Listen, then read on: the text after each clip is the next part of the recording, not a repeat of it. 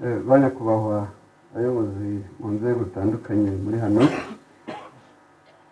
batumirwa bitabiriye igikorwa cyo kwibuka ku nshuro ya 32 Jenoside yakorewe Abatutsi hano muri Ngororero. Abaturage b'akarere ka Ngororero, mwiriwe neza.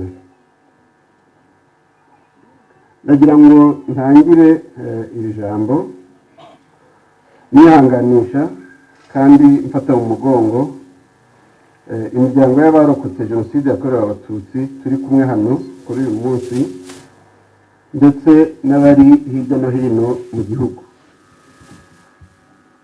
Ndashimira cyane ubuyobozi bw'akarere ka Ngororero n'izindi nzego zitandukanye bafatanyije mu gutegura iki gikorwa cyo kwibuka ku nshuro ya 32 Jenoside yakorewe Abatutsi muri aka ndanashimira kandi Rurangwa Apollinaire watugejejeho ubuhamya bubabaje cyane bw'inzira ya Jenoside ndetse n'ibihe bitoroshe yanyuzemo we n'abandi bahigwaga mu gihe cya Jenoside yakorewe Abatutsi muri 1994. Kuko tubizi twese, kwibuka Jenoside yakorewe Abatutsi no kuvana amasomo mu mateka mabi u Rwanda rwahuye nayo biturutse ku bukoloni n'ubutegetsi bwa Repubulika ya mbere n'iya kabiri, ni inshingano Abanyarwanda twahisemo kandi tuzakomeza kuzirikana. Kurwanya ingengabitekerezo ya Jenoside nabyo ni inshingano tutazatezukaho.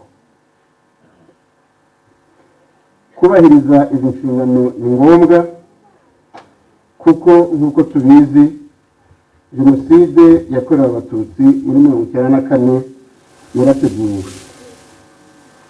yateguwe n'ubutegetsi bubi bwariho mbere ya 1994.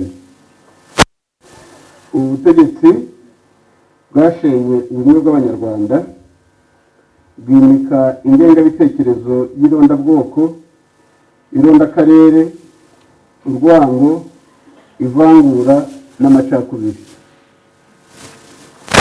By'umwihariko hano muri Ngororero twaje kwibukira abacu bishwe muri Jenoside. Hafite amateka yihariye n'ishyirwa mu bikorwa bya Jenoside yakorewe Abatutsi muri 1994.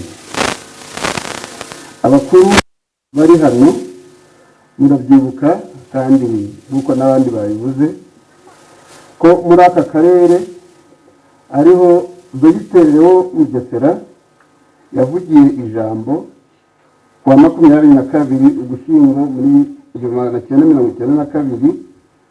Iryo jambo rye rikaba ryarashishikarizaga Abahutu kwita Abatutsi, aho yavuze ko Abatutsi bagomba kunyuzwa muri Nyabarongo bagasubizwa aho yise iwabo muri Abisiniya. Buribuka kandi ubugome bw'indengakamere bwa Padiri Seromba Atanazi wagize uruhare rukomeye mu kwica Abatutsi barenga 2,000 bari bahungiye muri Kiliziya Inyange akayibasenyeraho. Murabizi ko Padiri Seromba yahanijwe icyo cyaha n'urukiko mpuzamahanga rwa Arusha, agahabwa igihano cy'igifungo cya burundu. Aha ariko twanashimira byimazeyo abari abanyeshuri bo mu ishuri ryisumbuye ry'Inyange muri aka karere ka Ngororero ubwo baterwaga n'abacengezi ku itariki ya 18 Werurwe 1997. Muribuka ko abacengezi babategetse kwitandukanya, Abatutsi bakajya ukwabo n'Abahutu bakajya ukwabo, kugira ngo abo bacengezi bakomeze umugambi wabo wa jenoside bica abana b'abatutsi. Abo banyeshuri bahisemo kuvuga ko bose ari abanyarwanda, babihurizaho kandi batari bigeze babijyaho inama, bituma bamwe muri bo bahasiga ubuzima. Abanyeshuri b'Inyange ni urugero rwiza rw'ubutwari n'ubuvandimwe buduhuza. Urubyiruko ndetse n'abanyarwanda bose dukwiye kureberaho mu kurwanya ingengabitekerezo ya jenoside no guharanira ubumwe bwacu. Aba banyeshuri twongeye kubashimira cyane ubutwari bagaragaje.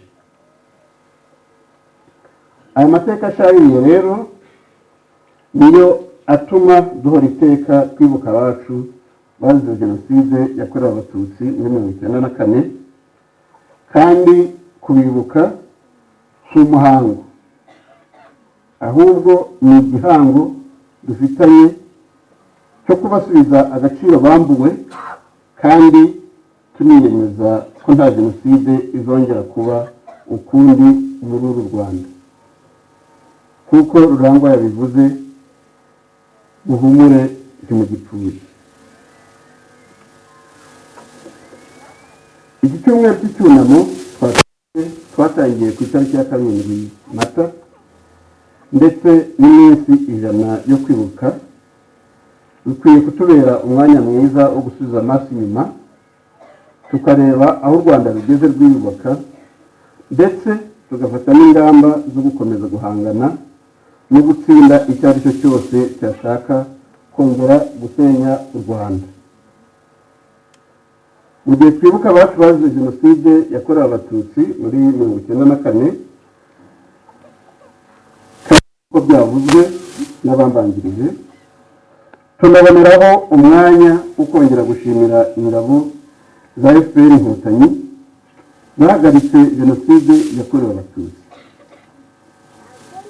Izi ngabo zari zigizwe n'abasore n'inkumi bemeye gutanga ubuzima bwabo kugira ngo barokore abatutsi, banabohore igihugu mu gihe isi yose yari yaratereranye u Rwanda. Ubutwari bwabo tuzahora tubuzirikana. Abayobozi mwese muri hano, batumirwa, abaturage b'akarere ka Ngororero, ya 32 insanganyamatsiko yacu ari kwibuka twiyubaka. Muri uru rwego turishimira ko igihugu cyacu gikomeje urugendo, twese dufashanyije no kwiyubaka mu nzego zose. Abanyarwanda twese ubu tumaze gusobanukirwa n'agaciro k'ubuyobozi bwiza, ndetse no kuba mu gihugu kirangwamo amahoro n'umutekano, kandi giharanira gushyira umuturage ku isonga. Nyamara nubwo bimeze bityo, ntitugomba kwirara, kuko hari benshi batifuriza ineza igihugu cyacu. Kuko mubizi kandi mukomeje kubyumva, abagize uruhare muri jenoside yakorewe abatutsi muri 1994 bakomeje kwihakana no kwipfobya. Bakomeje kandi guhembera no gukwirakwiza ingengabitekerezo ya jenoside mu karere u Rwanda ruherereyemo, cyane cyane muri Repubulika Iharanira Demokarasi ya Kongo. Ibi byose bikorwa imiryango mpuzamahanga irebera, kuko byagenze mu Rwanda muri 1994 na mbere yaho. Amahitamo twagize nk'abanyarwanda, kuko nyakubahwa Perezida wa Repubulika yabigarutseho, ni uko jenoside yakorewe abatutsi itazongera kubaho mu Rwanda. Murabyibuka mu ijambo rye ubwo yatangizaga iki cyumweru cyo kwibuka ku nshuro 32. Nyakubahwa Perezida wa Repubulika yagize ati: nyuma ya Jenoside Abanyarwanda twahisemo kwibakira igihugu cyacu twese hamwe, bijyana n'isezerano ryo kutazigera twemera ko politiki ya Jenoside yongera kugira aho ishinga imizi. Uburyo nyabwo bwo kwiyubakira igihugu cyacu ni uko dukomeza kwihesha agaciro binyuze mu kwitabira umurimo, tukanoza ibyo dukora ndetse twongera umusaruro wabyo, duharanira kwigira kuko twabibonye mu gihe cya Jenoside yakorewe Abatutsi muri 1994, twabonye neza ko akimuhana kaza imvura ihise. Abayobozi mwese muri hano, bavandimwe mwarokotse Jenoside yakorewe Abatutsi, mbere yo kurangiza iri jambo ndagira ngo nshimangire ko kwibuka ari umwanya wo kurushaho kwimakaza ubumwe bwacu k'Abanyarwanda ndetse no gukumira no kurwanya ingengabitekerezo ya Jenoside, ihakana ndetse n'ipfobya byayo mu buryo bwose. By'umwihariko mboneyeho umwanya wo gusaba urubyiruko, kuko ari bo mbaraga z'igihugu, kurushaho kugira uruhare mu guhangana n'ingengabitekerezo ya Jenoside n'abayikwirakwiza bifashishije uburyo butandukanye, cyane cyane imbuga nkoranyambaga. Urubyiruko rwacu turabashishikariza kurushaho kumenya neza amateka y'igihugu cyacu kugira ngo mushobore guhangana n'abayagoreka. Ababyeyi natwe dufite inshingano ikomeye yo guhora dutoza abana bacu indangagaciro na kirazira z'umuco nyarwanda no kwimakaza ubumwe n'ubudaheranwa mu miryango yacu kugira ngo dukomeze twiyubakire igihugu cyiza. Ababyeyi mvuga ni twe, abayobozi n'abandi bose turi hano, ni twebwe izo nshingano tuzifite.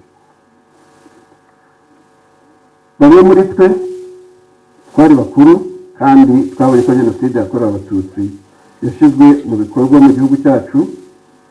Dufite inshingano zo kubwira abana bacu ukuri, tubarinda kunyura mu byo twaciyemo kandi tubatoza kwimakaza ubumwe n'urukundo mu Banyarwanda bose.